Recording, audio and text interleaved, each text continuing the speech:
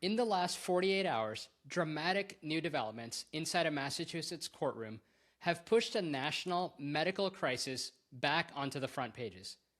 In a move that shocked legal observers, the defense team in the Lindsay Clancy murder trial asked the judge for an involuntary manslaughter instruction, arguing that pharmaceutical medications caused an involuntary state of intoxication.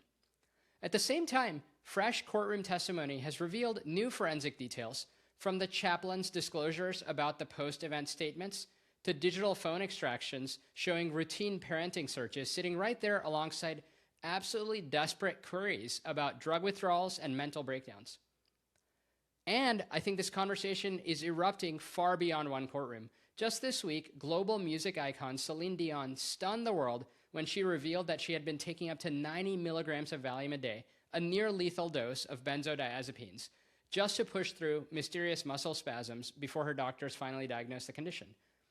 Also this week, Hayden Panettiere, the famous actress, just passed away at age 36 after having disclosed years ago she was given the powerful benzodiazepines Klonopin. All these stories highlight the intense mental health challenges and our broken healthcare system's ability to handle them properly and over-reliance on drugs. I think these stories are not isolated events. They're flashing warning signs of a deeply broken medical culture. What if the most horrifying tragedy in modern court history isn't just a true crime story about 3 children's deaths, but also an indictment of a completely broken healthcare system where someone sees 6 different providers to treat one person, they write 13 prescriptions in 4 months, and not a single doctor ever even picks up the phone to talk to another one? By the end of this video, you'll understand how to spot the hidden warning signs of medical overprescribing and care fragmentation so you can protect yourself and your loved ones from falling through these exact same traps. First, please do me a favor and hit the like button, as that will help more people see this valuable information. And please share this video with one person out there who may benefit from hearing both the trial insights and the practical advice on how to better manage their own healthcare situation or for someone they're caring for. In this video, we'll examine sworn court records revealing how a mother was prescribed 8 psychiatric drugs in a 3-week period without ever receiving even a basic blood test to see if her body was processing and clearing them. We will also look at the shocking moment a top hospital turned a patient away for being too medicated, discharging her to taper off those powerful drugs alone at home.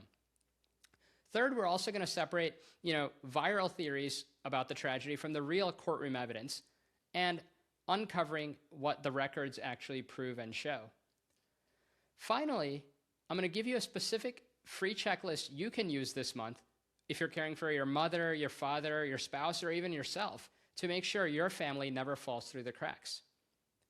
I'm Neil K. Shah, a Johns Hopkins and NIH-funded caregiving researcher and the CEO of CareIA.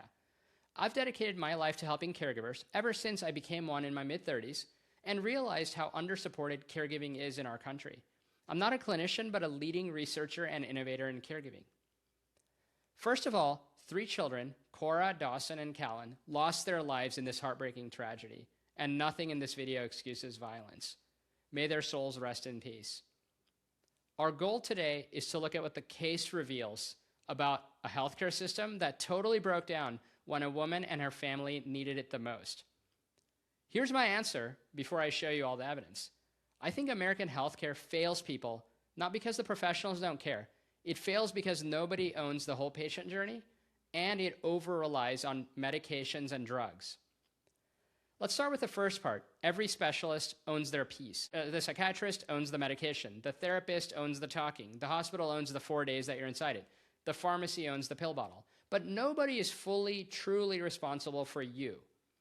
There is no one whose actual job it is to look at the entire person, add up all the pills, notice the things are getting worse instead of better, and just pull the emergency brakes. That job is unfilled.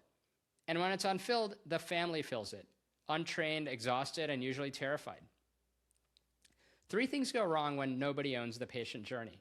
1, the providers stop talking to each other. 2, the prescriptions pile up with no one counting them.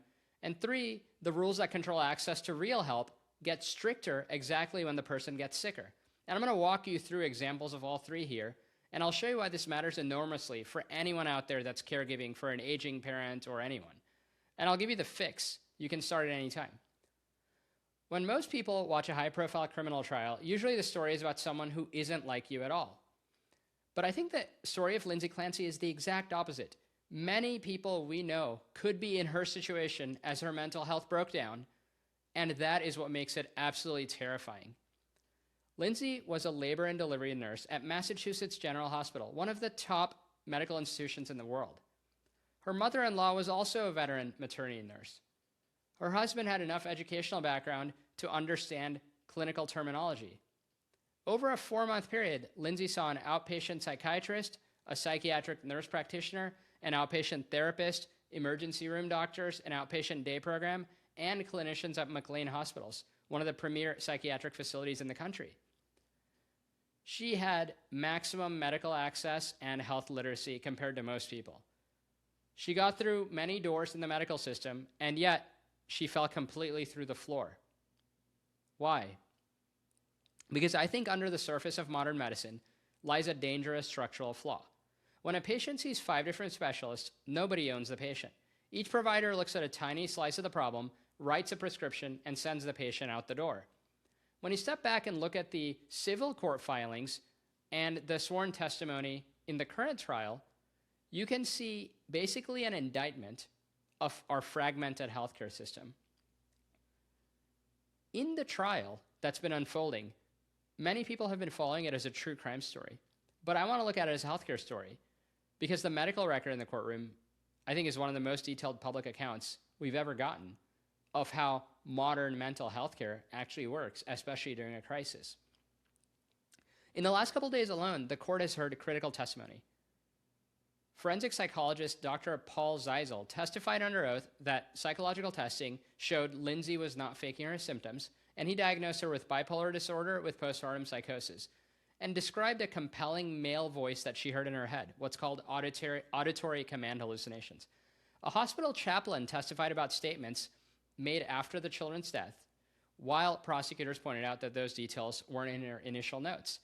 State police digital forensic experts presented extractions from her phone showing routine parenting tasks like searching for children's laxatives and local takeout menus that were sitting directly beside searches for psychosis, Seroquel, and benzodiazepine withdrawal. Then came the legal bombshell. The defense formally asked for an involuntary manslaughter instruction, arguing that medication-induced involuntary intoxication has destroyed her mental capacity. Now look at the 4 months before the tragedy, because I think that is where the care system totally broke down. She saw a psychiatrist. She saw a nurse practitioner. She saw a therapist, went to an ER, went to an outpatient program. She spent days at an inpatient at a psychiatric hospital. She called a crisis line twice. She did everything the system tells you to do. Now I want to get into the phone call. She had been referred to a specialty program at Women and Infants Hospital in Rhode Island. After her intake there, a doctor at that hospital had asked a question about her medications. A real question, that sometimes changes what you prescribe next. So the doctor picked up the phone and called Rebecca Jolota, the psychiatric nurse practitioner who had referred her. The call never connected. They couldn't get through to anyone. The doctor even wrote a note in the chart saying they hadn't been able to reach her. Under oath at the trial, nurse practitioner Jolota testified, this is the part I find surprising, that she never received the call and that she absolutely would have called back immediately. I think that's the whole thing right there. The NP is not a bad person or a lazy person. Both clinicians here are trying to help Lindsay, and the handoff between them just vanished into a voicemail or a note that nobody read or even got. And that's not the only gap. Court testimony established that her psychiatrist, Dr. Jennifer Tufts, and her nurse practitioner, both treating her at the same time, never even communicated with each other. The nurse practitioner testified that she had never spoken with a psychiatrist, never looked at her records, and didn't even know that Lindsay had seen that psychiatrist roughly 14 times.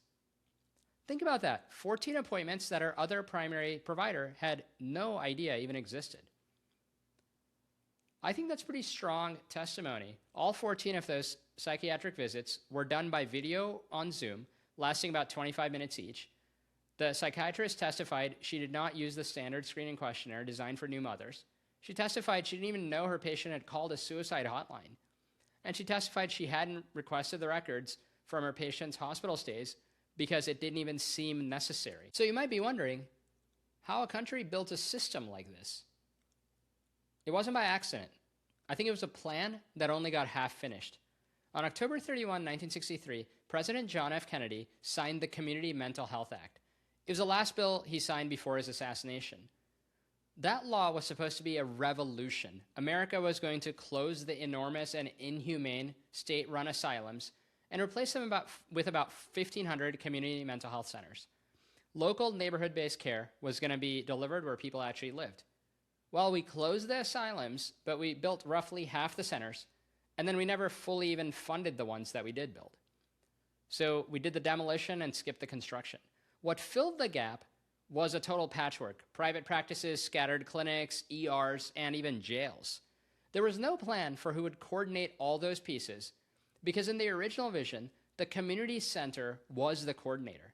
Here we are 60 years later, we still have specialists without a center and without coordination. And I think this pattern of ignoring systemic warning signs is really old. Back in 1847, in a Vienna maternity hospital, a doctor named Semmelweis noticed that mothers were dying of infections at terrifying rates on the ward staffed by doctors, but far less often on the ward staffed by midwives. He figured out the difference. The doctors were coming straight from performing autopsies without washing their hands. He told them to wash their hands with a chlorine solution, and deaths plummeted. But his colleagues still rejected him. They were insulted by the idea that gentlemen physicians carried death on their hands. Semmelweis was pushed out of medicine, and sadly, he later died in an asylum. But he was right the entire time. The failure wasn't even a lack of evidence. It was that no institution was willing to act on it. Now, a number that should shock every patient and every caregiver in America: 13 psychiatric medications in 4 months for Lindsay Clancy. Between September 2022 and January 2023, court records and trial evidence show that Lindsay was issued, at one point, more than 30 individual prescription fulfillments. In a single 3-week window, she was prescribed 8 different psychiatric drugs. Think about the sheer variety of chemical classes entering her nervous system. She was prescribed selective serotonin reuptake inhibitors like Zoloft and Prozac. She was prescribed atypical antipsychotics like Seroquel. She was given powerful benzodiazepines like Klonopin, Valium, and Ativan. She was even prescribed sedatives like Ambien, sedating antidepressants like Remeron and Trazodone, and mood stabilizers like Lamictal. That brings us directly to what Celine Dion shared with the world. Celine revealed that while suffering from intense undiagnosed muscle spasms, she was taking up to 90 milligrams of Valium per day. That's a dosage near lethal limits that can actually cause respiratory arrest. She explained how her body built up a rapid tolerance, requiring 20, then 30, then 40 milligrams just to function, completely unaware of how close she was to fatal toxicity. Benzodiazepines like Valium, Ativan, and Klonopin are powerful central nervous system depressants. When taken continuously, the human brain adapts and builds tolerance rapidly. Then if you try to stop them too quickly, or if they're mixed carelessly with other sedating medications, the brain can enter a state of severe rebound agitation, panic, even delirium. Now, look what happens inside the human body when you mix multiple of these psychiatric drugs at scale. Most psychiatric drugs are processed by your liver using a group of enzymes called the cytochrome P450 system. Think about your liver as a busy highway toll booth. If you take one drug, it moves through the toll lane smoothly. But if you take 4, 5, or 6 drugs at the same time, the toll lane gets backed up. When competing drugs block those liver enzymes, your body cannot break down the medications at a normal rate. That's called phenoconversion. Even if a doctor prescribes a completely normal standard dose, the drug builds up in your bloodstream, sometimes to toxic levels, because your body is not able to clear it out. What happens when psychiatric drugs build up to toxic levels? They trigger severe physical restlessness, intense panic, motor agitation, severe insomnia, even acute delirium. And there's a detail from the court records that should make you really shocked here. Despite prescribing 13 different medications, despite over 30 prescription fulfillments, and despite Lindsay Clancy repeatedly reporting that these drugs were making her feel numb, agitated, and terrified, not a single prescriber ever ordered a simple metabolizer panel. That's a panel that's a basic blood test that checks your genetic liver enzymes to see how fast or slow you're clearing the medications. You can tell a doctor if a specific drug is building up to dangerous levels in your system. It's an often given standard test, yet across 4 months of escalating crises and endless drug changes, none of that was ordered. Now, to be completely clear, prescribed medications are not necessarily the same as taken medications. The Boston Globe has made this point clear in their review of the court records, and we must include that. Doctors will frequently adjust doses, stop drugs that aren't working, try new ones when they're attempting to help a patient in crisis. Dose changes are not unusual in psychiatry.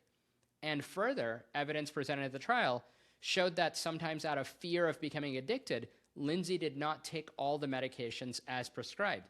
Prosecutors even showed some pill bottles with only a few pills missing. So while the prescription of 13 different medications is a proven fact, whether those medications were directly causing the tragedy remains a heavily contested legal and medical argument, and that's for someone else to decide. But this is the part that's not contested. There was no single person adding it all up.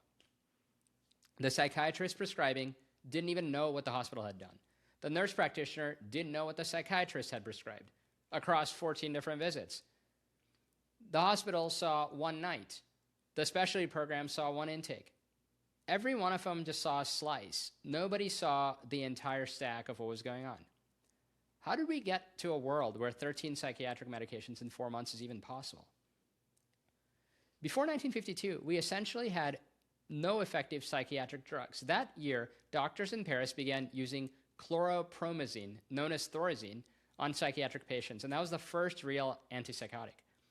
Later in 1987, the FDA approved Prozac, the first blockbuster SSRI antidepressant. Within a few years, treating mental health with medication went from a long-term specialty practice to something that's handled in 15-minute primary care visits. Now, yes, those medications have saved people's lives. But what if we overly built the pharmacy before we built any real coordination? We suddenly got very good at starting tons of people on lots of medications, but we never got good at counting them, tracking them, or even stopping them. And that brings us to the third failure, the door that did not open. In December 2022, Lindsay Clancy contacted a crisis service and met with a clinician virtually. According to a therapist's note read in court, she was told she did not meet the criteria for inpatient treatment because she did not have an active and specific plan to hurt herself. Think about what that means. She was reporting persistent, intrusive, frightening thoughts. She was calling everyone she could think of. And the answer was, "You're not suicidal enough yet." Days later, her providers were told it was her worst day.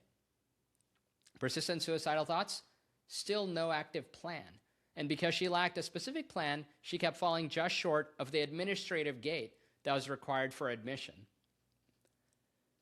Then came an even darker irony. She was then turned away for being too medicated. When she was evaluated for a specialized day program at Women and Infants Hospital, the clinical team concluded her primary issue was that she was heavily over-medicated, suffering depression from adverse drug effects.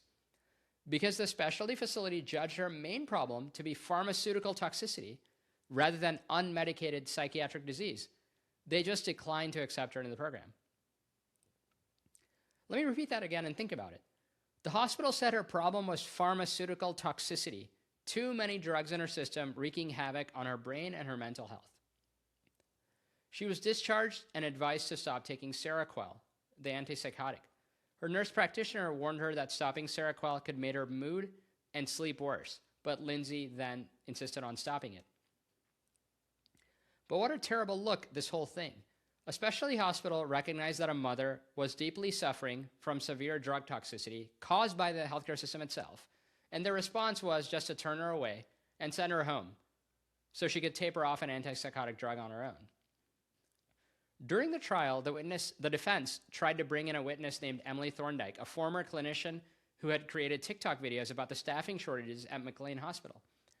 Judge William Sullivan ruled her testimony inadmissible before the jury because she hadn't worked at McLean during the exact time that Lindsay was admitted, and ruling that official hospital staffing records were the proper evidence. But federal data shows why these admission doors are so tightly guarded. A CBS News investigation found psychiatric hospitals are running at 144% of their designated capacity. Psychiatry patients frequently sit in loud and chaotic emergency rooms, sometimes for days, waiting for a bed to open, a practice called boarding that actively worsens mental crisis.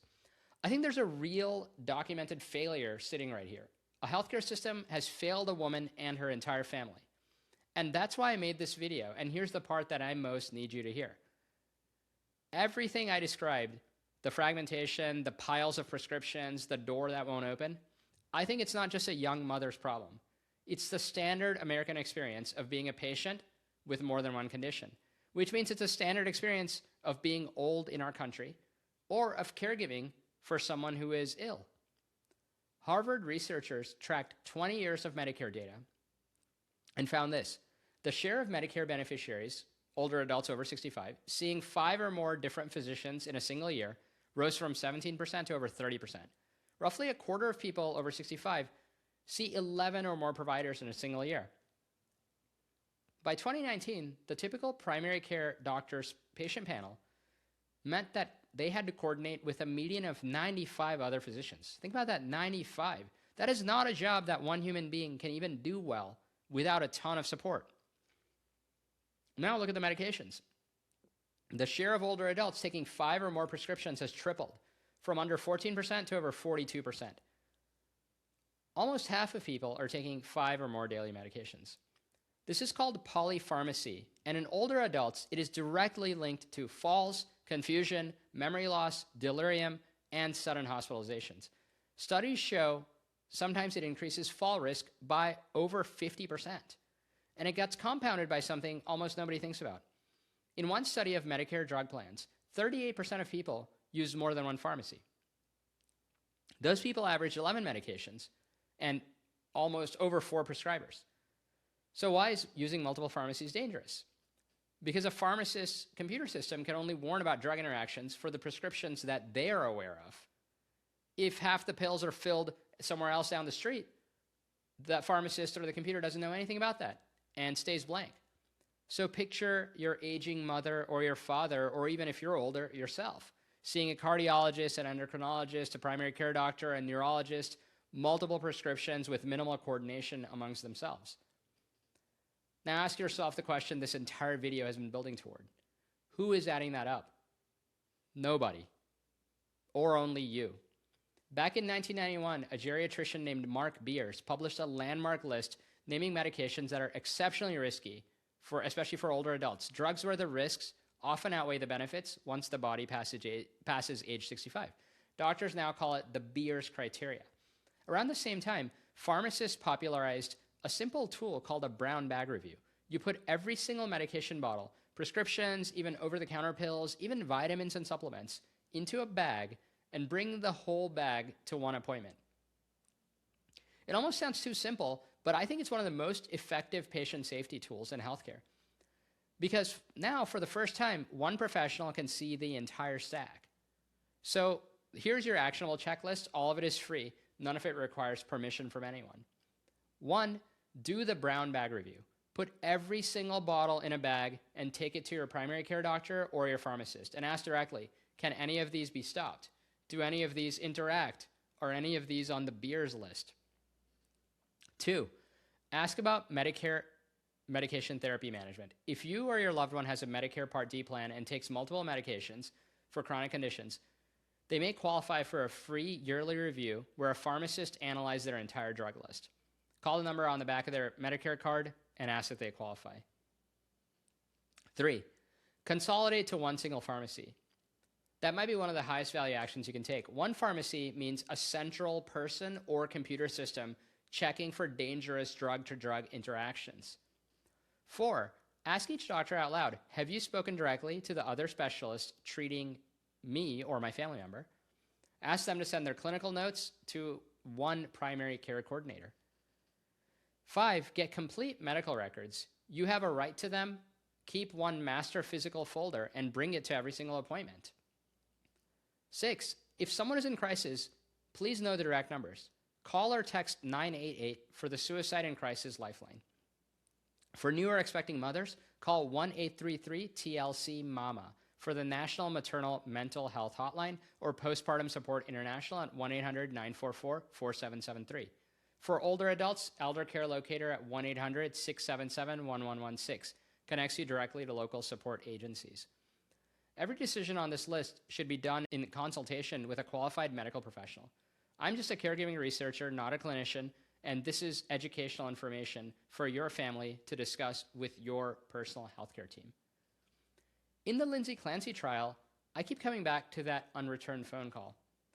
A doctor at a hospital had a vital question about a patient's medications, so they picked up the phone and dialed. On the other end, a nurse practitioner who testified under oath that she would have answered immediately didn't even know the phone had rung. Two people who both wanted to help, standing on opposite ends of a gap that neither one of them had built, but that they are forced to work inside every single day. Sadly, in millions of homes across America, the person standing in that gap, the person holding the master medication list, carrying the folder, tracking the appointments, is a family caregiver. Like I've been, and like many of you may be today. Right now, the only person who owns the whole patient is you. Until we can fix our broken healthcare system, you can be that phone call that actually gets answered. If this video was helpful to you, please share it with a family member or a caregiver out there who needs to hear it today. I hope it can help them. I'm Neil K. Shah. Thank you for watching, and let's take care of each other.